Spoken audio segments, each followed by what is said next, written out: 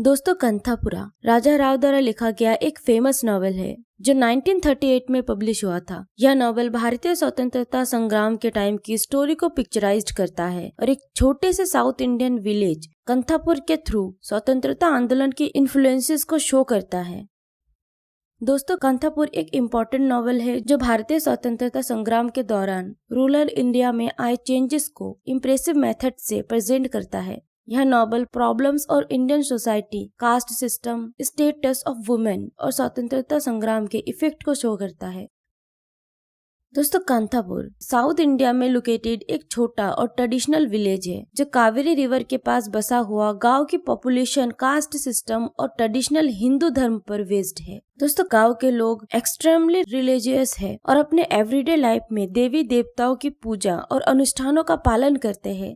कंथापुर में caste system एक deep roots जमाए हुए हैं और लोग पुराने रीति रिवाजों में बंधे हुए हैं। दोस्तों, मूर्ति इस नॉवेल का मेन कैरेक्टर है जो एक यंग ब्राह्मण है। उसने शहर में जाकर एजुकेशन रिसीव की है और महात्मा गांधी के थॉट्स से स्ट्रांगली इफेक्टेड है। जब मूर्ति गांव लौटता है तो वह गांधी जी के सत्य, अहिंसा और स्वराज के सिद्धांतों का प्रचार करने का डिसीजन लेता है। मूर्ति गांव के लोगों को स्वतंत्रता संग्राम में शामिल होने के लिए इंस्पायर करता है और उन्हें विदेशी वस्त्रों का बहिष्कार करने और खादी पहनने के लिए कहता है। दोस्तों, मूर्ति गांव में गांधी जी के विचारों का प्रचार करना शुरू करता है। वह लोगों को स्वदेशी वस्त्र पहनने, जाति प्रथा का विरोध करने और ब्रिटिश सरकार के अगेंस्ट आंदोलन में भाग लेने के लिए इंस्पायर करता है। मूर्ति के इन विचारों का गांव के ट्रेडिशनल पीपुल, स्पेशली ब्राह्मणों के बीच एक कड़ा विरोध होता है जो सोशल चेंजेस से डरते हैं।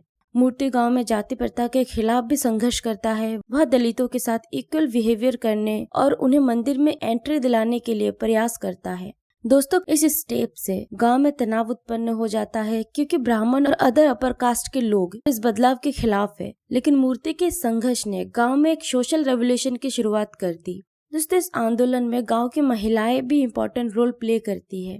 वे मूर्ति के गाइडेंस में स्वतंत्रता संग्राम में भाग लेती है और गांधी जी के विचारों को घर घर पहुंचाती है। महिलाएं खादी बुनती है, विदेशी वस्त्रों का बहिष्कार करती है और सत्याग्रह में शामिल होती है।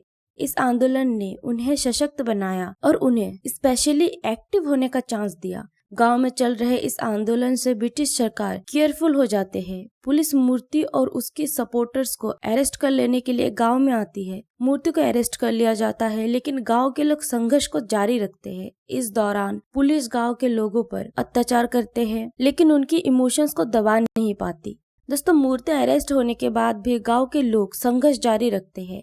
धीरे धीरे गांव में सोशल चेंजेस आने लगते हैं। जाति प्रथा की पकड़ वीक होने लगते हैं और लोग इक्वलिटी और यूनिटी की दिशा में बढ़ने लगते हैं। कंथापुर अब पहले जैसा गांव नहीं रहा बल्कि यहाँ स्वतंत्रता संग्राम के इफेक्ट से चेंज हो गया। गांव के लोग ब्रिटिश सरकार के अत्याचारों का बोल्डली सामना करते हैं और फाइनली गांव में एक नया सामाजिक व्यवस्था का राइज होता है जहाँ ओल्ड ट्रेडिशंस और कास्ट डिस्क्रिमिनेशन टूटने लगते हैं। दोस्तों, कंथापुर नॉवल यह शो करता है कि कैसे स्वतंत्रता संग्राम ने केवल पॉलिटिकली ही नहीं बल्कि सोशल और कल्चरल लेवल पर भी बड़े चेंजेस लाए। कंथापुर इंडियन लिटरेचर में एक महत्वपूर्ण स्थान रखता है और यह समझने में हेल्प करता है कि कैसे महात्मा गांधी के विचारों ने फाइनली भारतीय समाज को बदल दिया।